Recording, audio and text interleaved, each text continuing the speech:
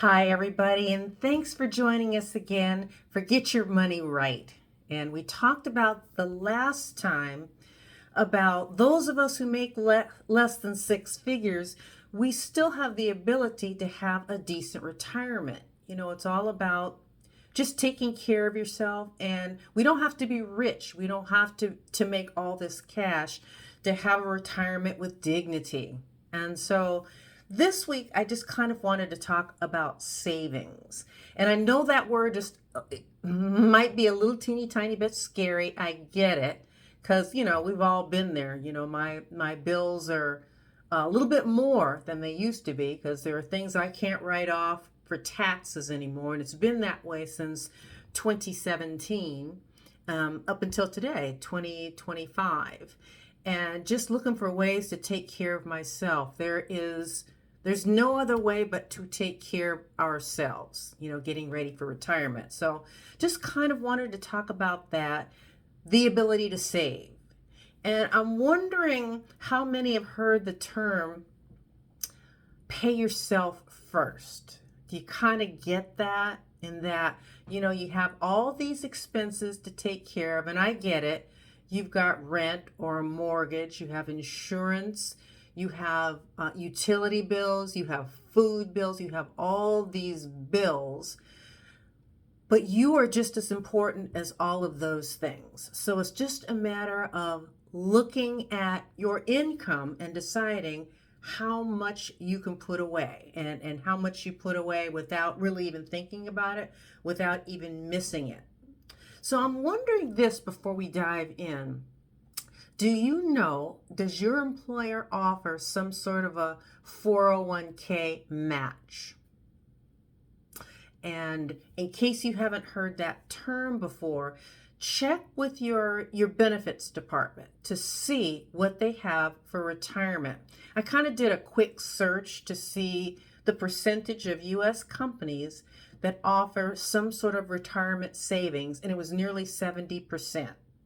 So it looks like there's a lot of maybe small businesses, independently owned type businesses that maybe don't, but the vast majority of businesses out there do have something for you, and many of them do offer a 401k match.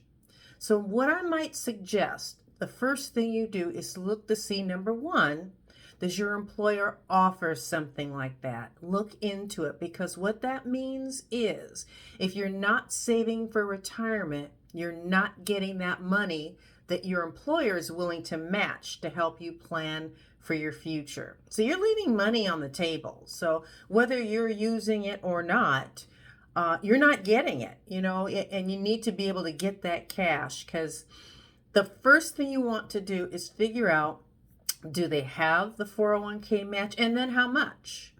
Because let's, just for argument's sake, say your employer says, yes, we have a 401k match at 5%.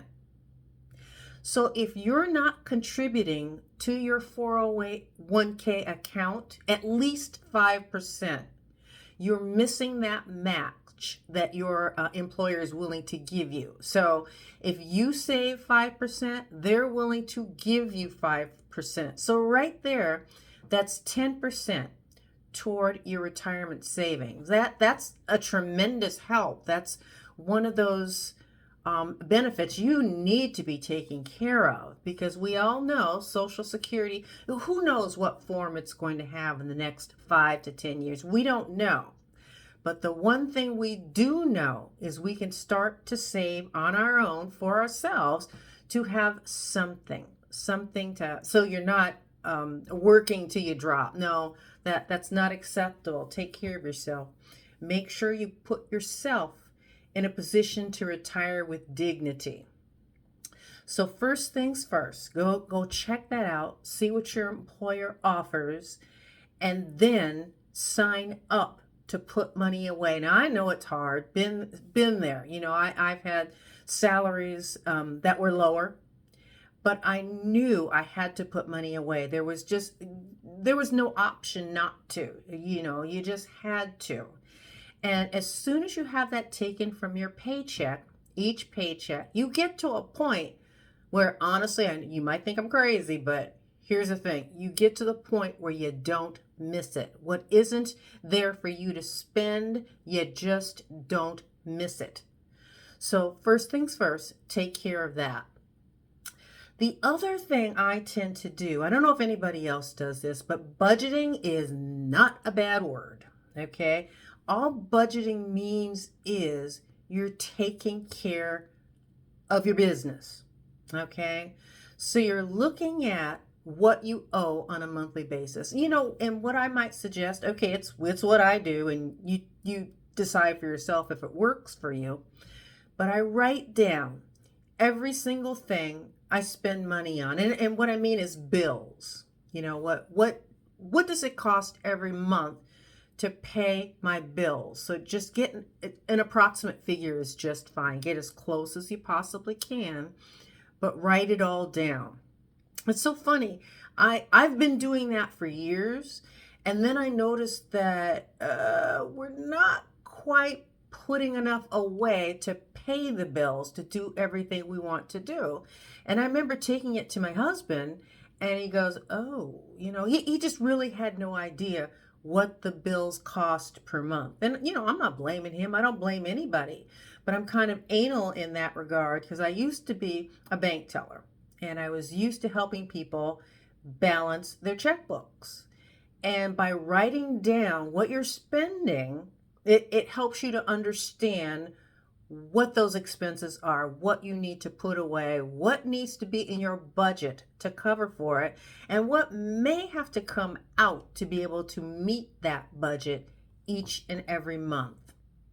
So I wrote all that stuff down, and it's at the point now where I don't write down the 401k. Okay, it's not in my paycheck, it's gone, it's going into account for my future.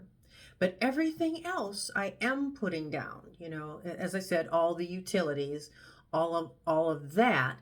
And then my savings really is probably not the traditional savings account. My savings account is I have one account where I'm putting money away that if I haven't paid enough taxes, that was a nasty surprise that I got in 2017. And I go, okay, never again. We're not having this again. So I put money away from each paycheck into that savings to take care of taxes should I owe any money. And it's gotten to the point where that account, I'm putting more in it than I need, which is always a good thing, right? More money saved than I'm actually going to spend. And then I have a second savings account to make sure that I can pay my insurance, car insurance specifically, because household insurance comes from the payment. It's part of the escrow, so that's taken care of. But what I was noticing, because I pay insurance every 6 months, and I pay it cash, okay? I don't do the monthly payment because, I multiplied it out and I go, okay, I'm paying far more for these services than I should. So start putting money away each and every paycheck to make sure that when that insurance bill comes due, I can take care of it. Okay, so I have those two savings account for, those expenses, which I know are going to come. I don't know how much they're going to be, but just making sure I've taken care of that. And it's always a nice surprise when I have a little money left over from putting that money away to do other things, And I'm going to back up for a second. The whole business of a budget. I budget fund money too, okay? So I try to pay cash for most everything. The only time I'll use a credit card is one that either gives me points or cash back that I can use for other things. And so that's really the only time I'll use the card, and then I'll turn around and pay it off. Well, not right away, but when it comes due, I just make sure I have the money to pay off that credit card, because that's very, very important. Everybody will sell you on getting credit, and that's great. But what happens when you're now charging more than you have the ability to pay? That is not a good situation to be in. It's not a very good feeling. So that's kind of what I just want to convey here. Just take care of yourself. Take care of your monthly business, your monthly situation, your monthly cash. And I think what we'll do is we'll come back next time and talk more about putting money away for that 401k or your whatever, because there are different vehicles for putting money away for retirement. And we'll delve into more of that next time. But for this edition of Get Your Money Right, I am so grateful to have you here and so thankful that you tune in and that we have a chance to talk like this. So again, thanks so much. Have a good day. Bye-bye.